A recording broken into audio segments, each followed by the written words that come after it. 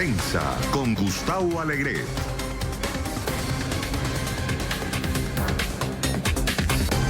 El fuego consume parte de la iglesia de Notre Dame en París. ¿Qué significa esta catedral para la humanidad? ¿Quién es Pete Buttigieg, el exgobernador y exveterano de guerra demócrata que se posiciona detrás de Biden y Sanders por la candidatura del partido? Y mientras la oposición pide unificar la presión internacional, Maduro obtiene apoyo militar de Irán. ¿A dónde irá a parar todo esto? Comienza Club de Prensa desde Washington. Estas y otras cuestiones de la actualidad de nuestra mesa de trabajo en este Club de Prensa de hoy, en el que vamos a escuchar las opiniones de quienes ya nos acompañan aquí en el estudio de Washington de NTN24, con Juan Carlos Hidalgo. Es analista político, trabaja en el Cairo Institute. Juan Carlos, buenos días. Buenos días. Gracias por estar con nosotros. ¿Cómo va la Semana Santa? Ahí vamos.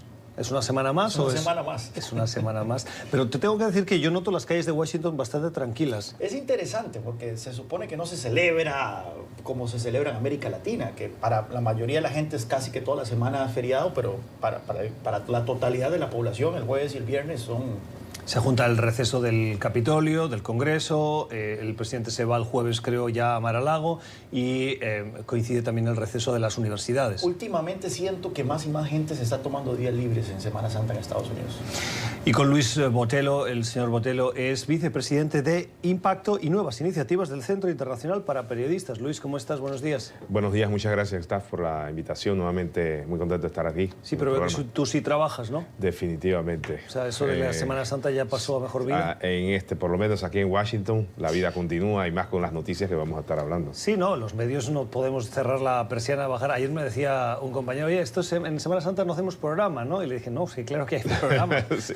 Otra cosa es que la gente opte por hacer otras cosas, vernos o no vernos, claro. Pero seguro que hay consumo de televisión y los medios de noticias tenemos que estar pendientes de la actualidad para llevarles la última hora, como la Catedral de Notre Dame, que en las últimas horas, decíamos al principio del programa, ha pasado de ser ese referente a convertirse en una montaña de cenizas y ha recuperado, tengo la sensación, el valor, o que el valor que tenía, muchos han sido conscientes gracias a este incendio, que ya está recogiendo compromisos de donaciones. En las últimas horas, familias adineradas francesas, de la oligarquía francesa, han comprometido recursos para su reconstrucción. Emmanuel Macron ha dicho que va a llevar décadas esa reconstrucción. Si me permiten, por una conexión personal, me recuerda al incendio del Gran Teatro del Liceo de Barcelona.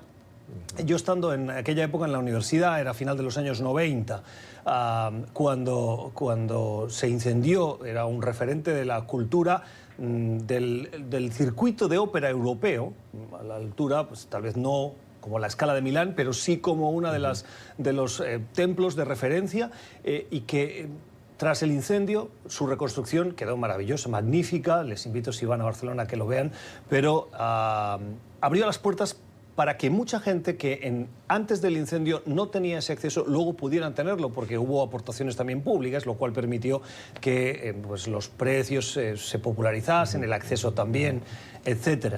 Entonces, Luis, la caída de Notre Dame, ¿qué va a significar y qué significa esta catedral? Bueno, definitivamente que es un desastre para la humanidad. Yo creo que lo que eso representa, no solamente para la fe católica, sino para la humanidad en términos de la historia. Estamos hablando prácticamente que la historia de la humanidad se conservaba ahí, no solamente por la cantidad de turistas, sino también por lo que representa esta Notre Dame para París. O sea, Notre Dame para París es casi que el Capitolio, el monumento a Washington acá, si lo ponemos en referencia.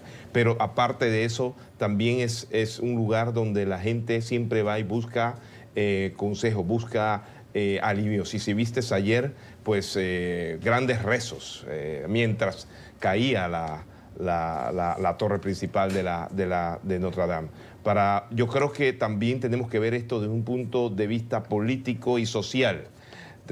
Muchos empezaban a preguntar esto qué va a representar para Macron. O sea, que en un momento en donde hemos visto una serie de protestas en París por los Yellow Vests, como se les conoce. Esto, muchos incluso empiezan a señalar que pudiera ser también una caída peor de la que ya venía teniendo el presidente de París. Yo creo que políticamente es preocupante y yo creo que lo que está llamando a la ciudadanía para que se unan pudiera ser una señal que manda Macron. Dices, este no es un momento para seguir protestando en las calles.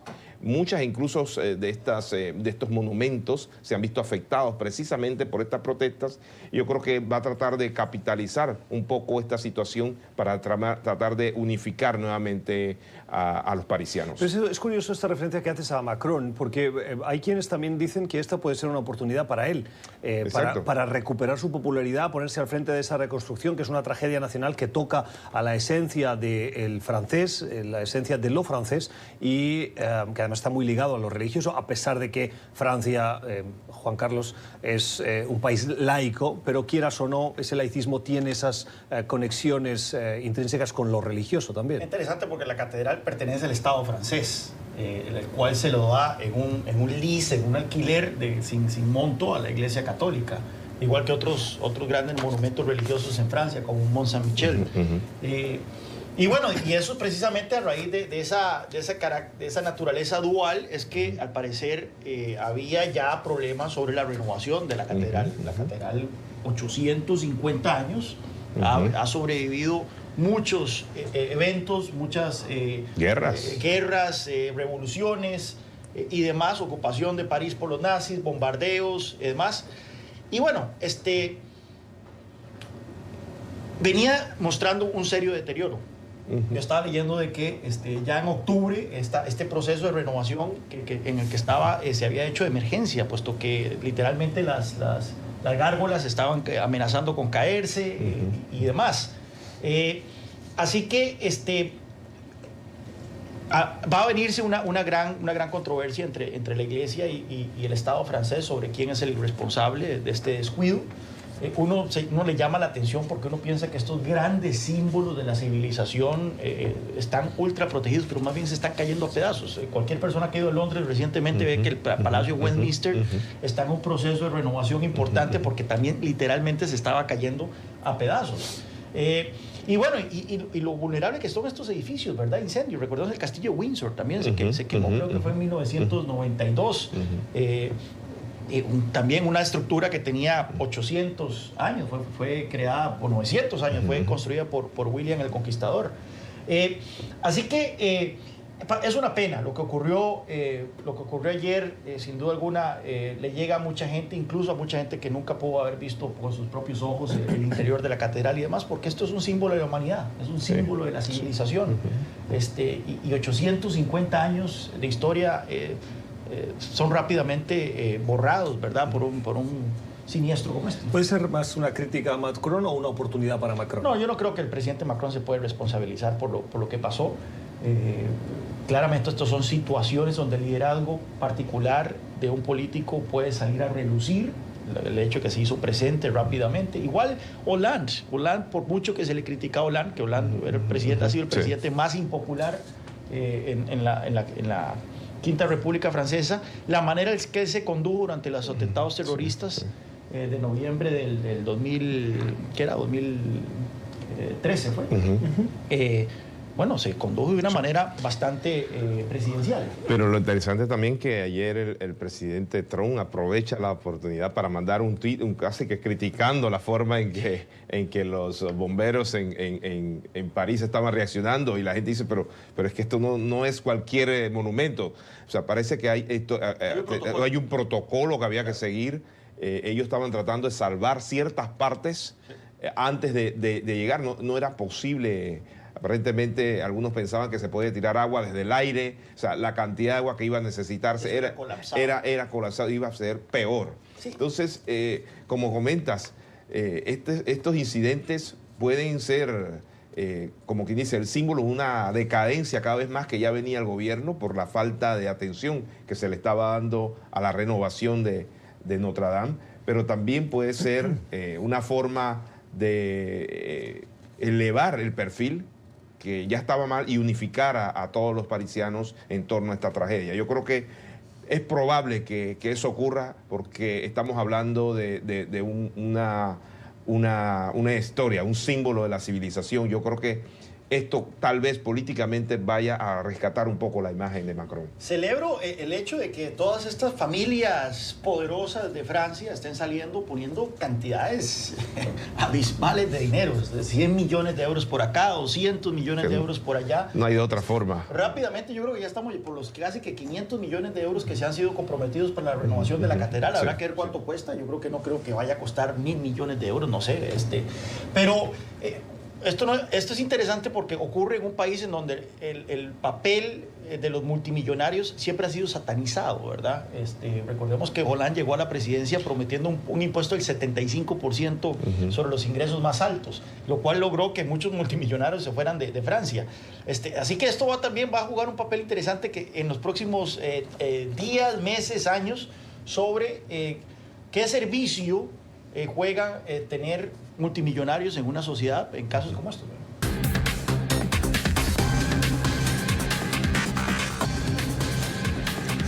Este próximo jueves volverán a oír hablar del informe Mueller.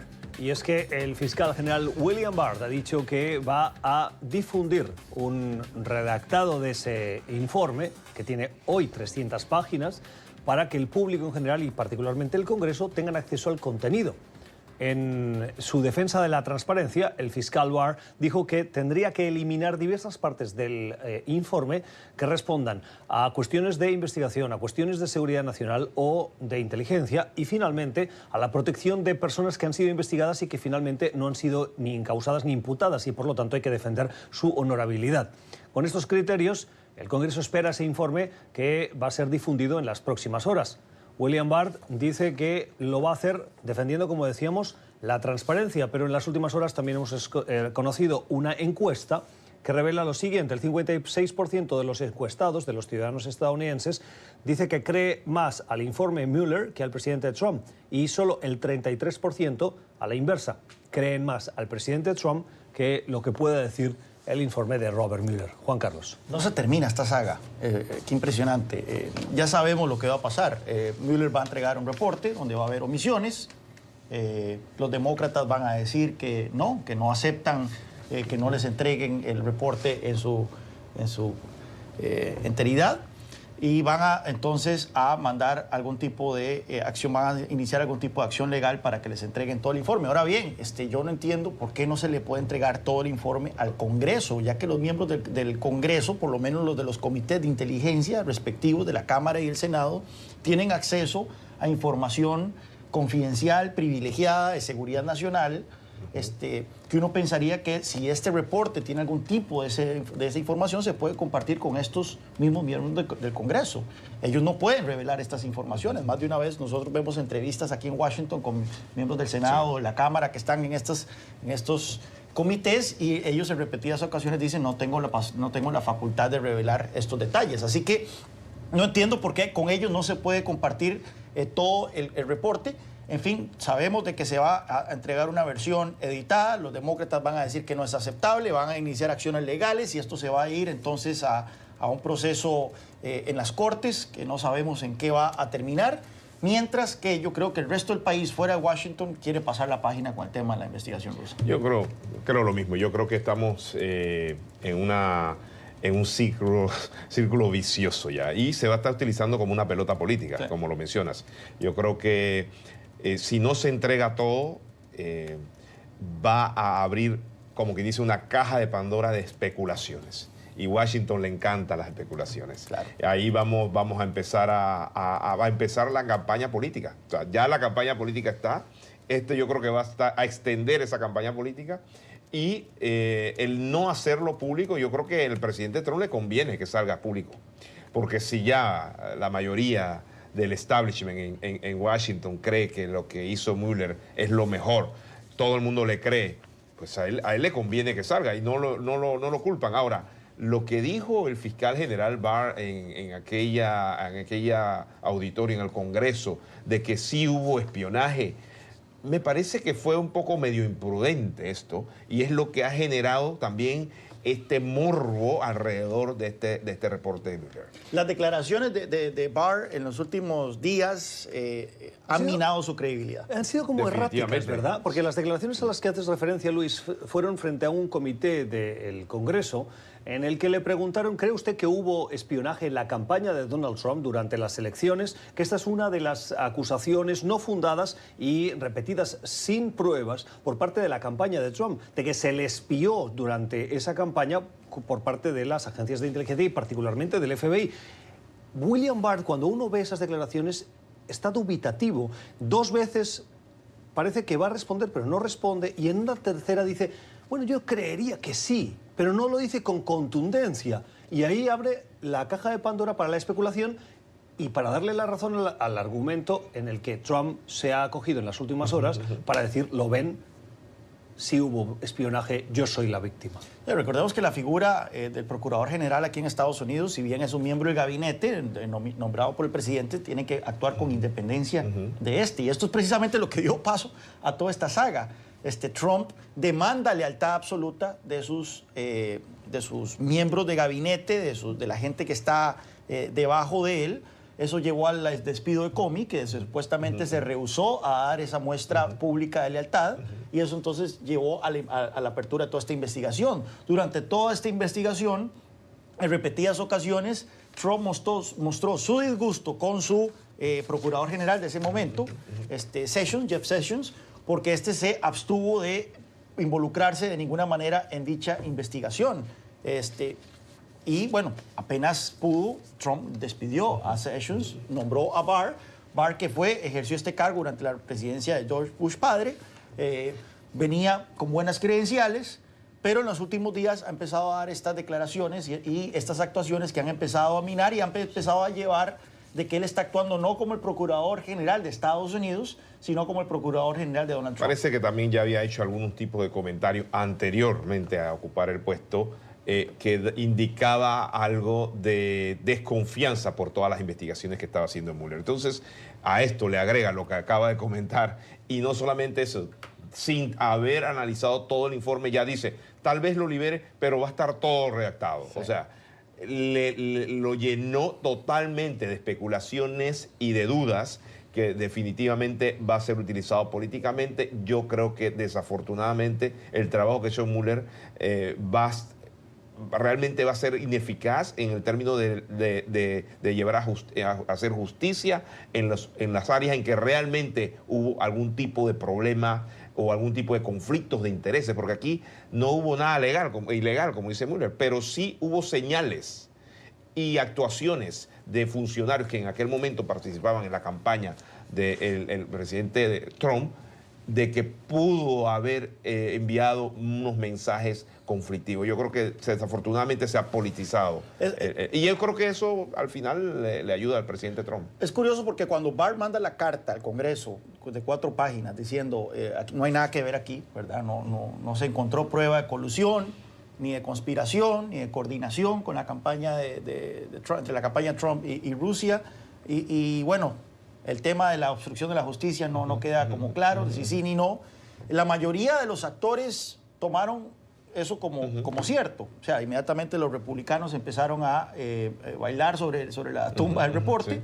Y los demócratas dijeron, bueno, nos gustaría ver el reporte, pero tomamos como queremos cierto. Verlo todo. Queremos verlo todo. Pero ahora cada vez más han empezado a surgir dudas de que en verdad lo que dijo Barr, que decía el reporte, haya sido 100% fiel a lo que en verdad escribió Mueller. Vamos a cambiar de asunto. En las últimas horas ha terminado la visita del secretario de Estado a América Latina. Ha visitado 4 países y el último fue Colombia. No visitó la capital, pero sí Cúcuta, un símbolo de, si se puede decir así, la resistencia de la oposición, que algunos ya no llaman oposición porque reconocen a Juan Guaidó como el presidente encargado de Venezuela.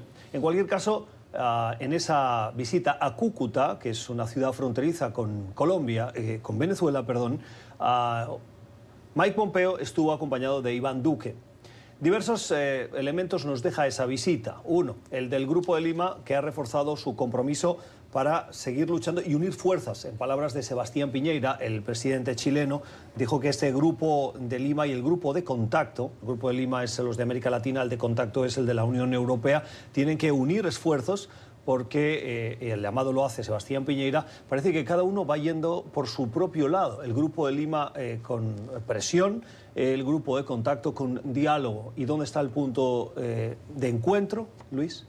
Definitivamente este es otro tema ahora en América Latina que desafortunadamente yo pienso que a los actores principales, el Grupo de Lima, Estados Unidos y todos los países vecinos que están siendo afectados por la gran migración venezolana, se les ha ido de la mano. Yo creo que esto ya simplemente se le está dando larga al asunto. Yo no veo de qué forma los grupos independientes, el de Contacto o el de Lima, vayan a poder cambiar la ruta que ya el régimen de Maduro ha trazado, que es precisamente consolidarse cada vez más en el poder. Yo creo que esto es tiempo nada más para terminar de armar el rompecabezas con la llegada de los rusos, empezar a traer los armamentos, fortalecer la presencia de países aliados como China, Irán y Cuba cada vez más, y esto por lo que pareciera ser un conflicto que en algún momento pensó iba a tener una salida importante para la democracia, en donde íbamos a restablecer las libertades, pero cada vez más pienso yo que este tipo de diplomacia como se está manejando, lo que está haciendo es extendiendo muchísimo más el tiempo de la tragedia que viven los venezolanos. Fíjense que sabemos que los cubanos están ayudando con la seguridad al presidente que le consideran el presidente Nicolás Maduro. Envió médicos que forman parte de esa red de espionaje y de control de determinadas áreas de Venezuela. En los últimos días, semanas, hemos hablado en este programa y en NTN24 de la llegada de los rusos, que también han enviado no solo armamentos, sino inteligencia y militares. Y en las últimas horas hemos conocido que Irán ofreció a soldados de élite de la Guardia Revolucionaria Islámica para la protección de Maduro. Sí, esto se parece a Siria ya cada vez más, ¿verdad? Por la presencia de estos actores, lo cual, tener razón, dificulta todavía más el papel que la comunidad internacional, por lo menos Occidente, puede tener, el impacto que puede tener en tratar de sacar del poder a Nicolás Maduro. Cualquier perspectiva de una intervención militar que en algún momento pudo haber pasado por la mente, y que todavía sigue pasando por la mente de algunos actores aquí en Washington o en Miami, ya cuando hay tropas rusas en el terreno, es impensable. Y si metemos a los iraníes ahí, va a ser todavía más complejo el escenario. Sobre el grupo de contacto es interesante porque el grupo de contacto se puso un deadline, una fecha límite. Dio 90 días para tratar de establecer este diálogo con el gobierno venezolano, sin decir exactamente qué pasaría cuando expire esos 90 días. Bueno, pues estamos a un mes de que expire. Entonces no queda claro cuál va a ser la reacción de algunos países de ese grupo de contacto que son pro Maduro. No lo dicen tal vez abiertamente, en algunos de ellos sí, como Bolivia, pero otros han jugado una neutralidad muy conveniente, como Uruguay y México. Bueno, ¿qué pasa si pasados esos 90 días no ha habido nada? Van Uruguay y México entonces a quitarle su neutralidad cómplice a Maduro y van a adoptar una posición mucho más crítica. Lo de la neutralidad de México está bastante... Claro, lo de la neutralidad de México o la de Bolivia. Bueno, Bolivia sabemos que no hay neutralidad alguna. Sí, claro. Es interesante porque en estos dos grupos hay un país que se traspapela entre los dos grupos, que es mi país, Costa Rica, lo cual es como que medio inexplicable. Por un lado está en un grupo que dice que no hay nada que negociar, con lo que se quiere es exigir la salida inmediata de Maduro, y por otro lado está un grupo que dice que lo que hay que hacer es negociar. Eso es como que muy propio del carácter bombeta que tenemos los costarricenses, que nos gusta meternos en cuanto grupo y en cuanto club allá afuera. Pero sobre el papel... Pero eso está bien, porque es una manera de estar presente en los foros internacionales. Yo no sé, o sea, es que hay que tener cierta consistencia, ¿no? Cierta coherencia en la política. En la política de Costa Rica ha venido jugando a dos bandas. Por un lado, hace cosas bastante... Fue uno de los primeros países, si no el primero, en reconocer al enviado de Juan Guaidó como embajador. O sea, a la persona que envió la reconoció como embajadora y le recibió sus credenciales. Yo creo que fuimos el primer país del mundo en hacer esto, lo cual fue muy positivo desde el punto de vista de la lucha por la democracia en Venezuela.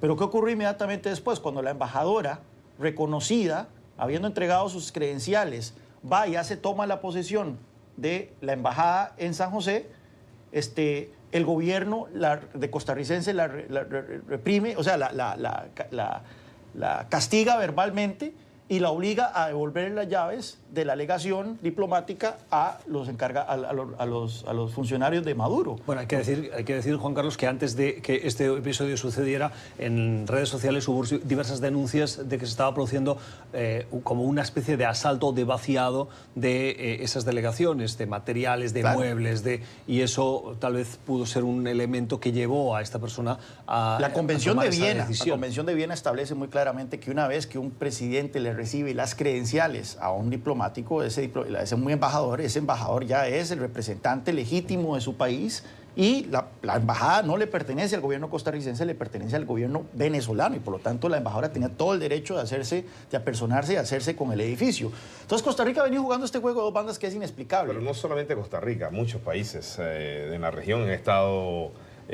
Panamá en un principio también, desde la cumbre que se hizo, que fue en donde fue Obama y se hizo todo un show con Raúl Castro. Sí. O sea, eso está bien, pero en el fondo también tenemos que hacer que los países de la región sean claros en sus posiciones. Yo creo que ellos tratan de jugar un rol protagónico tomando posiciones en ocasiones blandas cuando en algunas cosas no se puede negociar. Cuando estamos hablando de vidas humanas, estamos hablando de derechos humanos fundamentales, la libertad de expresión, de reunión, cuando tenemos presos políticos. O sea, hay temas en donde tenemos que ser claros, claro. Porque si no son claros, como mencionas, pasa lo que está pasando hoy, que estamos, como tú mencionas, como si hubiéramos en Siria ya. O sea, una migración histórica. Nunca habíamos visto más de 3 millones de personas, venezolanos, saliendo. Esto ha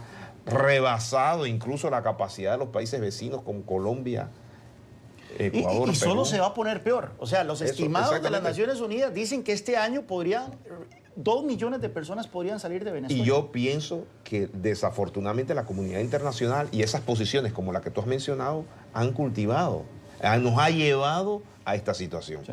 Yo creo que no hay que desestimar un poco la terquedad del régimen Maduro. Yo creo que eso... La criminalidad. Yo creo que terquedad es una palabra, yo creo que, muy diplomática. Muy poco diplomática. Bueno, estamos en Washington.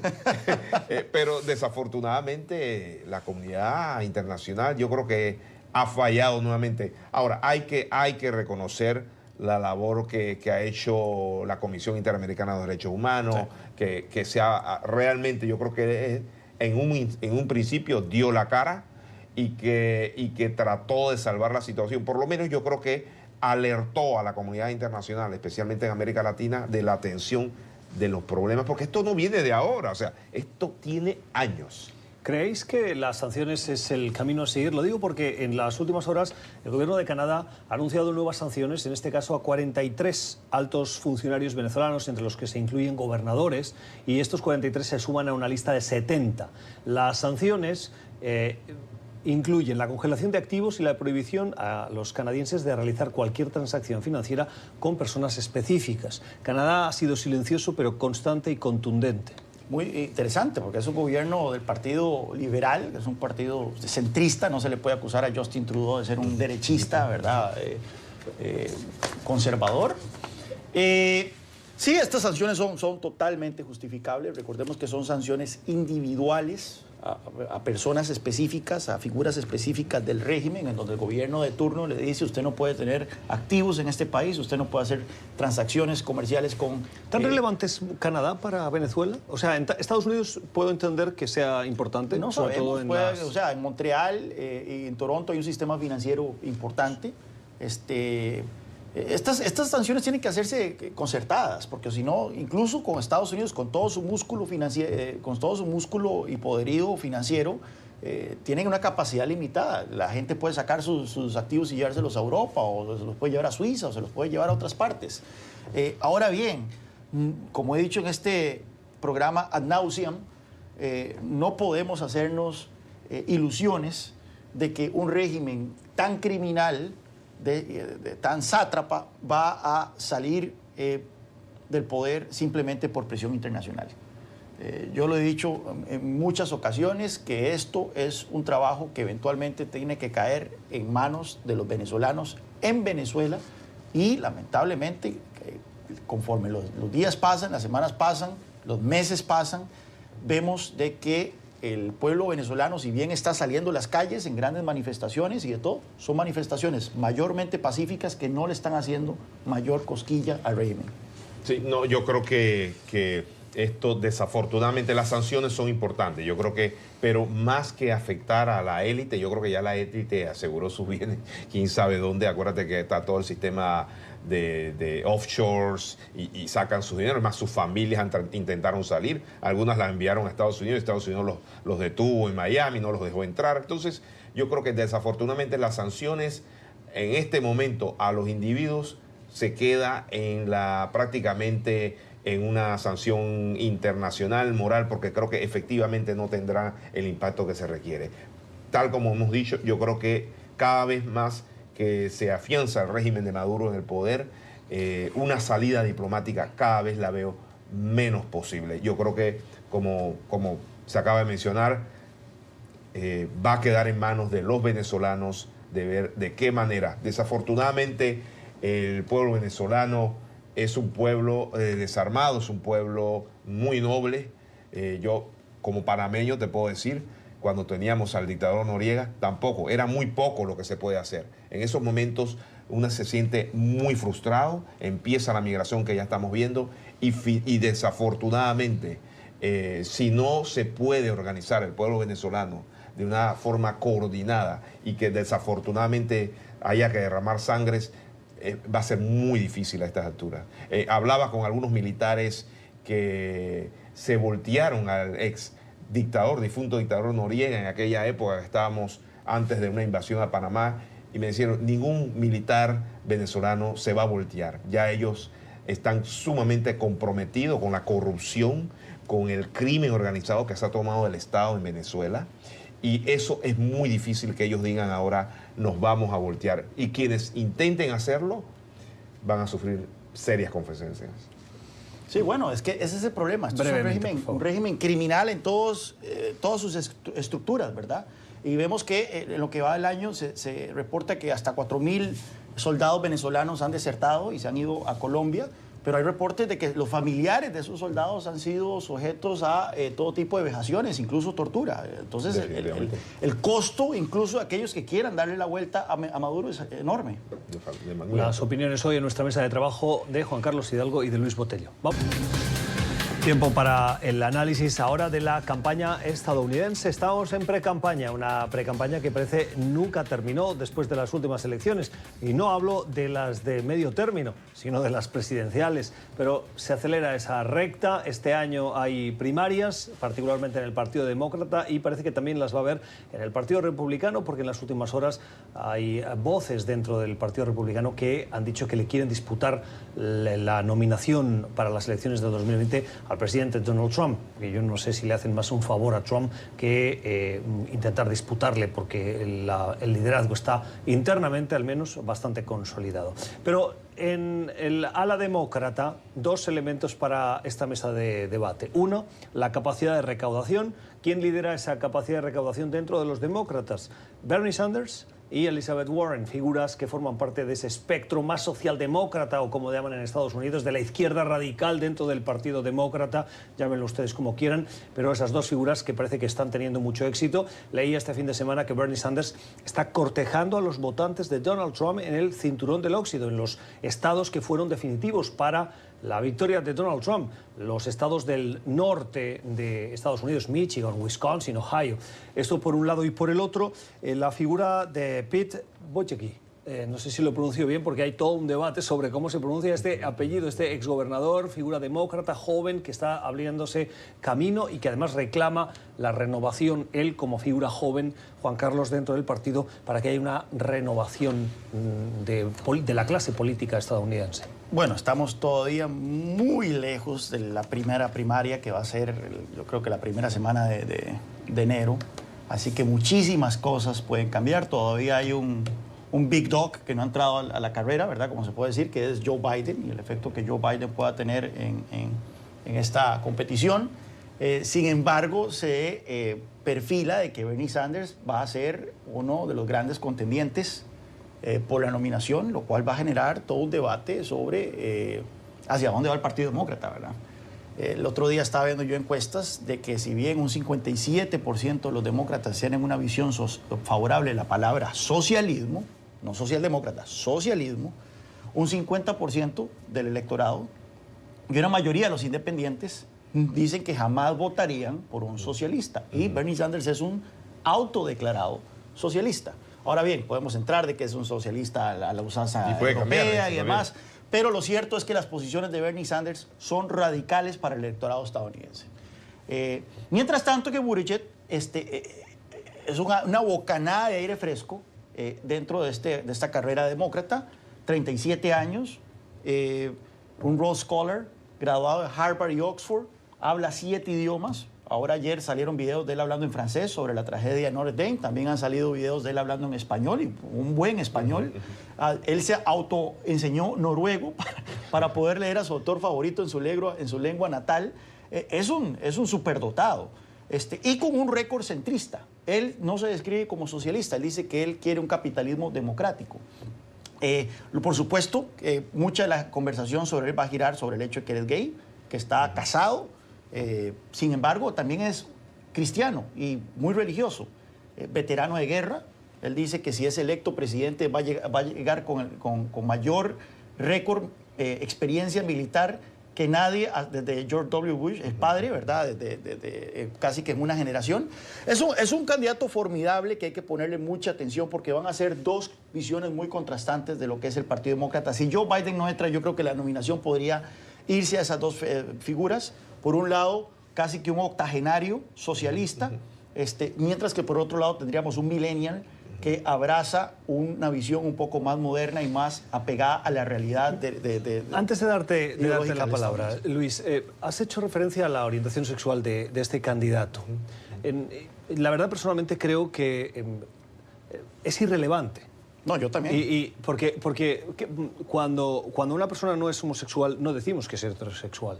Pero en el hecho de que cuando son homosexuales decimos que son homosexuales, yo creo que estamos estableciendo una distinción que no aplica, porque los criterios para dirigir un país, liderar un partido, no tienen nada que ver con las orientaciones sexuales, sino con sus capacidades.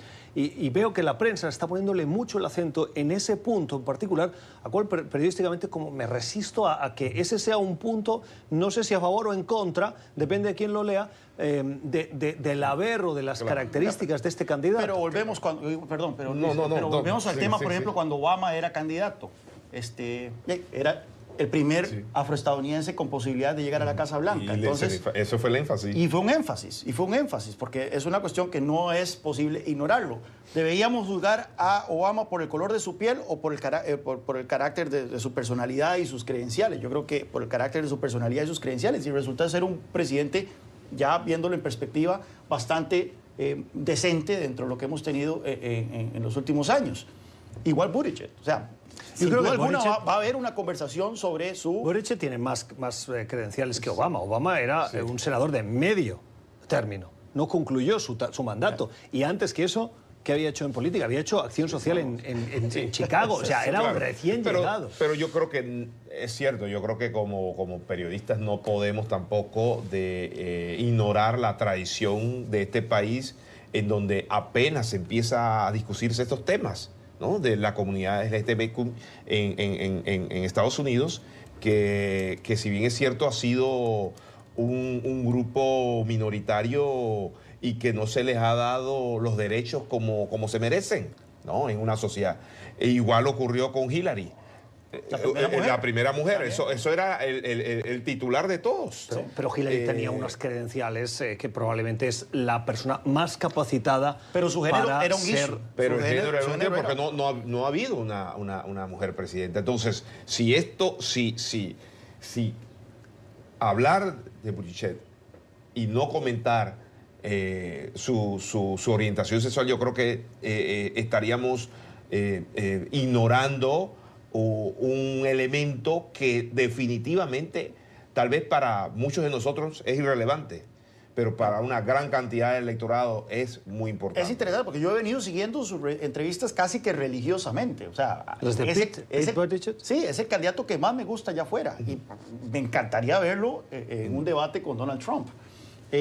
Primero lo vas a tener que ver en varios debates, claro, dentro del aspecto demócrata. Y es interesante porque el concepto que pone sobre la mesa de, no sé cómo lo has dicho, de capitalismo democrático, sí, creo que has dicho, es el mismo concepto, si no estoy mal, que defiende Elizabeth Warren desde sus posiciones más de izquierda. Sí, pero la pregunta es qué se entiende por eso, ¿verdad? Las posiciones de Buttigieg, por lo menos lo que ha transpirado, son más moderadas que las de Elizabeth Warren.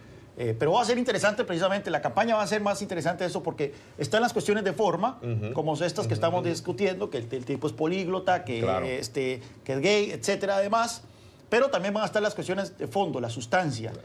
¿Cuál es la visión de estas personas sobre cuál debe ser el rol del Estado en la economía? Claro. ¿Cuál es la visión de estas personas sobre cómo debe ser la naturaleza del sistema de salud de Estados Unidos? Que va a ser, para mí, la gran discusión de política sobre pública. Todo el tema migratorio. Y el tema migratorio. Que eso no va a acabar. Que eso no va a acabar y promete agravarse la situación definitivamente. ¿Cuál es su visión sobre eso? La gente va a querer saber qué es lo que está pasando. Pero el punto que yo quería hacer es que el otro día lo entrevistaron y él dijo, mira, lo dijo con buen ánimo, dijo, me llama mucho la atención que casi que la mitad de las entrevistas que me hacen no me preguntan por mi orientación sexual, lo cual ya es un avance. Yo lo vi en Meet the Press y el tema de su orientación sexual no salió a relucir, lo cual es bueno. Un poco apuntando a lo que mencionas, a lo mejor, o sea, tampoco es una Nosotros cosa no lo que hemos debe querido, ser... Yo lo he sacado a colación porque, Juan Carlos, lo has mencionado como uno de los elementos, no el primero, pero sí creo que eso forma parte de la esfera privada. El otro día mandé un tweet.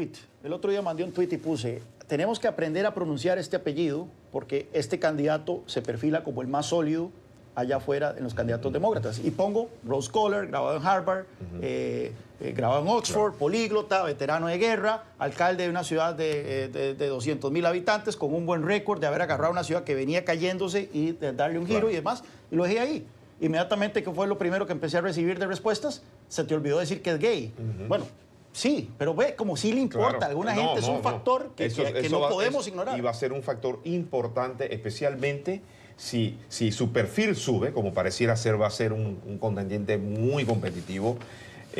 No hay que desestimar que cuando entras a una batalla política con un presidente como el que tenemos, el presidente Trump, eso va a ser un tema... Es más un prejuicio. Va a ser un tema... Mira, ya yo me imagino el primer tuit. A Kennedy se le hablaba de que era católico, también. A Romney se le hablaba de que era mormón. O sea, cada vez que hay un primero, eso es un tema que se va a conversar. Y yo creo que esa estrategia de enfrentarlo abiertamente, como lo hizo, me parece excelente, porque es un poco de quitar ese mito del tema y enfocarnos en los asuntos profesionales que debe de caracterizar un verdadero debate político. Tengo que ir al corte. Para terminar, les pregunto, ¿creen que hay hipocresía en Washington? Es decir, ¿se valora, se cuestiona, se considera y se toma como prejuicio la religión? Hablábamos ahora de Mitt Romney o de JFK, ahora la orientación sexual, cuando no diría que está extendido, pero sí son conocidos los comportamientos flexibles de socializar la pareja, por decirlo de alguna manera, de tener amantes dentro de la carrera pública, política aquí en Estados Unidos. Y recuerdo, por ejemplo, para que nadie diga, no, estás especulando y extendiendo la sombra de duda, cuando se le hizo todo el proceso de juicio político a Bill Clinton, los mismos miembros del panel, se ha sabido luego, que tenían amantes en ese mismo momento, y el juicio político a Clinton giraba mucho en torno a las cuestiones de moralidad sobre su comportamiento en la Casa Blanca. Definitivamente que sí. O sea, y especialmente, la política tiene mucho de esas contradicciones también, ¿no? Porque la política se basa mucho en la imagen que proyectan, pero por dentro tienen otra cosa. Ahora, tenemos que también destacar que en este tipo de asuntos pesa muchísimo el momento histórico en que se encuentra un país. Si hubiese ocurrido, hoy en día lo que ocurrió con el expresidente Clinton y la pasante Lewinsky, hoy en día Clinton hubiera tenido que decir, adiós a la Casa Blanca. Sí. Porque estamos en un momento del Me Too Movement. Sí. Esto no se hubiera perdonado en este momento. Entonces, yo creo que estamos moviéndonos y avanzando culturalmente, socialmente y políticamente. Y esos elementos, yo creo que con esta candidatura va a poner en el tapete un asunto que a lo mejor ha sido un tabú por mucho tiempo. 20 segundos. No tengo mayor cosa. Nada. Vamos a la... Lenín Moreno, el presidente de Ecuador, está en Washington. Ha llegado para su visita oficial. Hoy arranca su agenda, discreta, por cierto, en un momento en el que hay baja actividad política en Washington. Hemos explicado que el Congreso está de receso, pero hoy pronunciará o participará en un conversatorio en el Centro de Pensamiento del Diálogo Interamericano, en conversación con su presidente, Michael Shifter, y mañana será recibido por el Consejo Permanente de la Organización de Estados Americanos. Se espera que se reúna también con el presidente Donald Trump. Esto llega en el trasfondo de noticias de las últimas semanas, de la semana anterior, en la que Lenín Moreno decidió retirarle el asilo a Julian Assange, una figura controversial y que forma parte de la esencia de la política de este país de los últimos años, y por lo cual pudo ser detenido por la policía de Londres. Algunos dicen que eso fue el inicio de un intercambio de una política mucho más amplia con Estados Unidos, pero lógicamente forma parte del análisis, de la especulación periodística, porque ninguno de los gobiernos lo ha confirmado. Otras fuentes dicen que Lenín Moreno viene a Washington para pedirle al Fondo Monetario Internacional que incremente la ayuda de esos 4.500 millones de dólares para estabilizar la economía ecuatoriana y que lo lleve hasta los 10.000. Y que con la entrega de Assange cuenta con el apoyo de Estados Unidos dentro del fondo para que esa ayuda se incremente. Muchas barajas sobre la mesa, muchas cartas sobre la mesa, Juan Carlos. La visita de Lenín Moreno, que parece que no busca gran repercusión mediática porque Washington tampoco se la puede ofrecer en esta semana de receso. No, pero es interesante porque la primera vez, quién sabe en cuántos años, que un presidente ecuatoriano viene a Washington, marca este giro significativo en la política ecuatoriana, de un régimen anterior que era abiertamente antiestadounidense a un presidente que fue electo como el títere. Se suponía que era el títere de Rafael Correa, pero de inmediato empezó a dar muestras de independencia, y no solo de independencia, sino de un giro de 180 grados en primariamente la política exterior, también política institucional, a través de estas consultas que hizo recientemente. Lenín Moreno ha desmantelado ese estado autocrático que había instalado Correa. Lo que queda pendiente son las reformas económicas que tanto necesita Ecuador. Claro, sí, yo creo que es relevante en ese sentido, y también porque se le está dando mucho seguimiento a Lenín debido a que la prensa y la libertad de expresión sufrió muchísimo durante Correa. Él ha abierto el compás, ha permitido que se dé un nivel de libertad que antes no se tenía, pero hay todavía mucha preocupación por las leyes que permanecen en la Constitución, y con el temor de que en algún momento en donde empiecen los medios nuevamente a buscar el pasado, que está muy conectado con los negocios que tenía Correa, eso pueda cambiar. Las opiniones de quienes nos han acompañado hoy en este Club de Prensa, con Juan Carlos Hidalgo del Cato Institute y con Luis Botelo, que es vicepresidente de Impacto y Nuevas Iniciativas del Centro Internacional para Periodistas. Gracias por habernos acompañado y a ustedes por la generosidad de su tiempo. Volvemos mañana, que tengan una feliz jornada.